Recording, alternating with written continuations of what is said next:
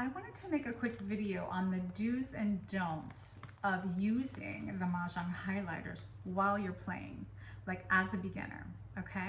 So we're not going to talk about Siamese Mahjong, because if you're playing Siamese Mahjong and you're across from somebody, use the highlighters all day long. Keep 4 of them on your card at all time and just keep up with your own hands. The person on the other side of you you're playing against, they're just coming up with their own hand ideas, and you're going to love having these highlighters for Siamese. What I want to talk about is when you're using these highlighters in an actual game. So you've got Sally, Sylvia, and Julie over here, and you've got your highlighters up, and you're like, oh, crap, they're gonna know what I'm playing. Well, no, they won't.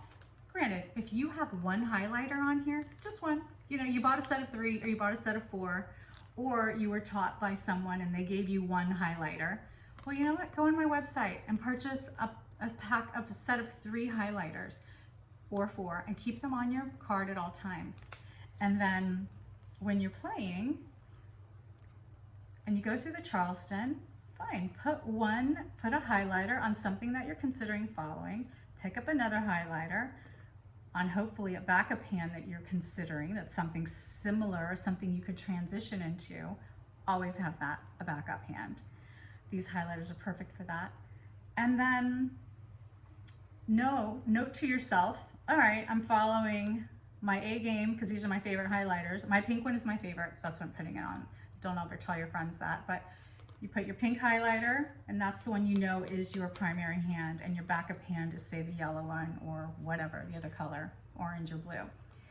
And the other 2 highlighters, or third highlighter, you use as a decoy. You pick it up and you move it, and Sally's like, oh, Tina's playing something over in 2-4-6. Or, you know, I just picked up in the middle of the whole game and I just moved a highlighter into consecutive run or another place. It throws them off. They don't know what you're playing. You have 4 highlighters going here. It's really up to you to keep track of which ones are your hands that you're trying to make.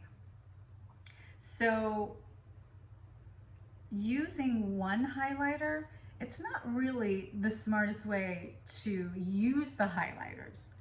The idea of selling them the way we do in sets of 3 or 4 is so that you can use them in a way to strategize, so that you can benefit from them, but also so your opponents really don't know what you're playing and you're confusing them. And, you know, honestly, at some point, when people are putting up exposures or you're putting up exposures, I mean, it might be pretty clear, depending on what else has been thrown already, what you're playing. But that's okay. That would happen anyway, even without playing with the highlighters. The highlighters were designed to keep the player who's using the highlighters focused on the hands that they're going for.